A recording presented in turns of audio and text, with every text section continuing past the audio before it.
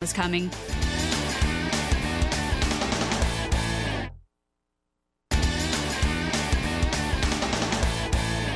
Welcome back to 50 Cutest Child Stars.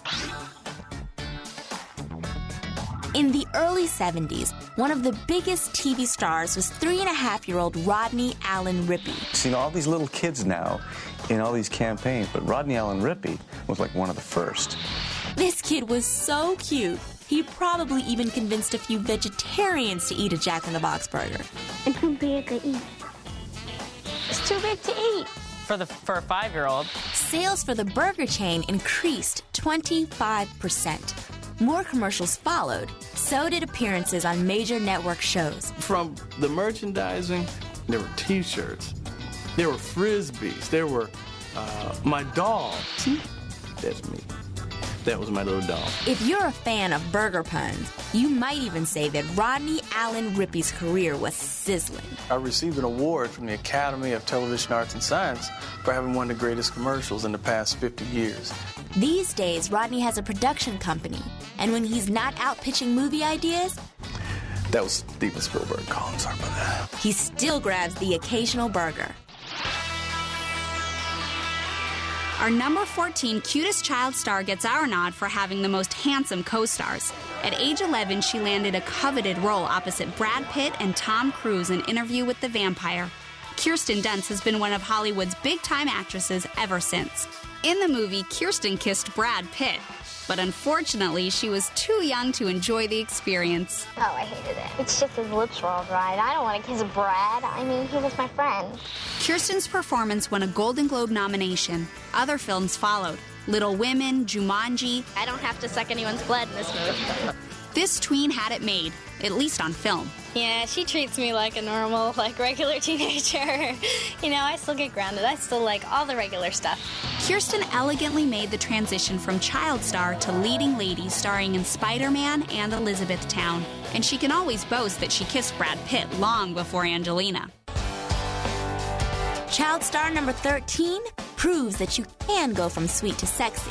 In French, soleil means sun. Sounds like something you get at a Chinese restaurant. Make sure you bring chopsticks with the soleil moon fry, please. But in Hollywood, soleil moon fry means Punky Brewster. Punky was an outspoken ragamuffin with an apartment full of friends, a head full of dreams, and a wardrobe that would make Paris Hilton envious. The show dealt with real-life girl issues. Henry? Yes? There's something I want to talk to you about. I'm all ears. I'm not exactly sure how to exactly put this. So out with it. Henry, I'm getting boobs. Today, Punky might be prescribed Ritalin, but in the 80s, her free spirit roamed the TV airways unchecked. She had her own lingo, her own wardrobe. She was so her own person. Like her character, Soleil grew in more ways than one. Soleil Moon Frye really filled out. I mean, she really. At 16, she found herself teased by boys who called her Punky Boobster. Okay, not exactly original, but the taunts took their toll. In 1993, Soleil talked frankly to People magazine about her successful breast reduction. It gave her so much more self-confidence because people wouldn't see Soleil when they saw Soleil. They'd see Soleil's breasts. And that was very important for people to look at her in her eyes. I needed to kind of step away and go to college in New York and live there and go to school and finish high school and those things that normal teenagers do. Now that everything's okay, I want an over-the-shoulder boulder holder. In 2000, Soleil returned to TV as bewitching beauty Roxy on Sabrina the Teenage Witch. With exciting new roles on screen and off, this beautiful actress is making people say, Punky who? I'll be 90 years old, people still remember. I love it. The former Punky is now married to the producer of Punk'd.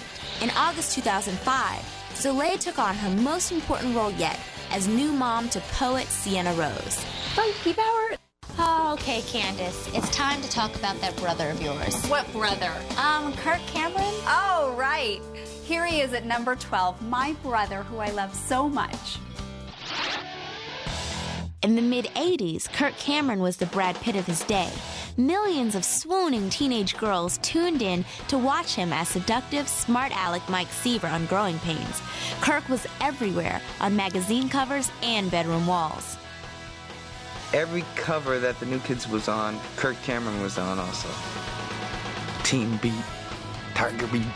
I had a crush because he kind of had that, like, Jew-fro going. Kirk didn't follow co-star Leo DiCaprio to big-time movie roles, but he was lucky in love.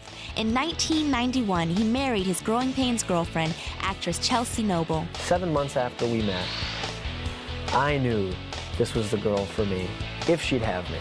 The couple co-starred in a series of Christian films, and they started a camp for terminally ill kids. We invite 6 to 10 families to each camp, and for 1 week, the families come. They're away from work, away from the doctors and the nurses and the hospitals and the medical routines, and the kids are just kids. Who would have predicted that wise aleck teen Mike Seaver would blossom into a grown-up role model? Ultimately, it's all seemed to work out in a way that I can be thankful for. Oh my goodness, I had such a crush on Kirk. He's so cute. Oh, please, you're talking about my brother. Oh yeah, fine. Well, look, let's move on. Good. Time for another pop quiz. Which child star was the youngest person ever to be nominated for an Emmy? I think I know, but I don't want to answer that. That's because the answer is Keshia Pulliam. You were only 6 years old. What do you remember about the day of the Emmys? Oh, wow. I remember having on this beautiful frilly dress and everyone having to pick me up to be in pictures with them because I was so little. Well, here she is, number 11, my friend and one of your favorites. Keshia actually got her start a few years earlier on Sesame Street. Then at age 5, Keshia went from Big Bird to Big Bill. Cosby, that is. Unless you were living under a rock during the 80s, you know Keshia as Rudy, the youngest Huxtable on The Cosby Show. Rudy was equal parts sarcasm and silliness, and totally adorable. Oh, you've come back for the funeral, huh? No, I want some privacy. You want to talk to Lamont by yourself? No, I want to use the bathroom. Oh my gosh, how could you not love her? She was adorable, and with the biggest eyes, like the biggest brown eyes. After 8 seasons, Keshia decided to take a break. I mean, a girl's got to look out for herself, you know. It was a purposeful thing to step out of the limelight and go to school. She went to Spelman College, joined a sorority, studied hard, and graduated with a degree in sociology. And our gal still acts. You probably saw her in Beauty Shop. She is fine. Where is she? I heard she was hosting the show. Is she around? Rudy! Thank you, thank you. I'd like to thank all of the little people. But we were the little people. That's why I want to thank them. More great child stars on the way. Coming up, the top 10 cutest child stars of all time.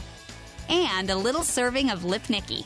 I feel the need for speed.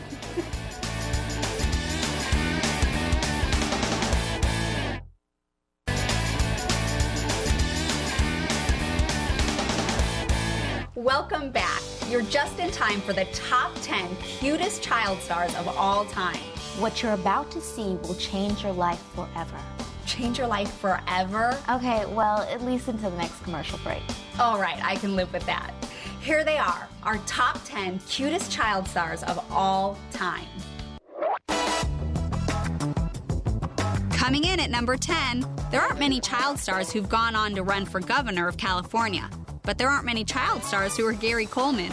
TV viewers were introduced to Gary in 1978 when he was 10 years old. Gary played Arnold on Different Strokes. Talk about a signature catchphrase. All together now. What you talking about, Willis?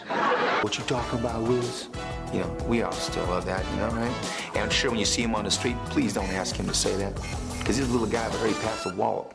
After the sitcom ended in 1986, Gary faced some tough times.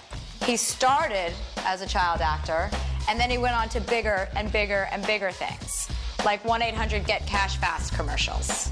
Then in 2004, Gary threw his hat into the California gubernatorial race where he squared off against another well-known Arnold. I believe, yes, I can be an effective governor of California. I believe in just straight, pure leadership. What you talking about? Although Coleman didn't make it to the governor's mansion, he did garner an impressive 14,000 votes, landing in 8th